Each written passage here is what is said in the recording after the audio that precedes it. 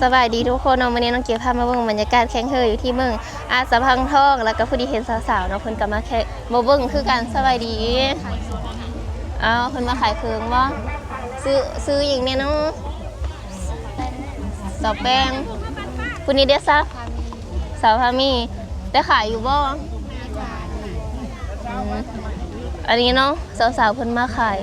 อันน้ำแล้วก็ขายขนมทุกคนมาการแข่งเฮอมื้อแรกเนาะก็ขายดีๆปังๆเด้อโมนอยู่บ้านมาวันนี้นะได้ไปรออีบ่ได้ไปรอแล้วเนาะแล้วก็มาขายเครื่องน้ำได้ทั้ง2อย่างได้มาเที่ยวกับผู้ดีได้อันเวะน้ำเนาะพี่น้องมาซื้อซอยในเด้อผู้ใดเห็นคลิปนี้กันเนาะขายอยู่ใส่อยู่วันทางลุมเนาะทางลุมบอนเซียเพื่อนนี่เนาะทุกคนผู้ใดผ่านไปผ่านมาอันอุดหนุนได้เด้อบ๊ายบายเดี๋ยวดูกัน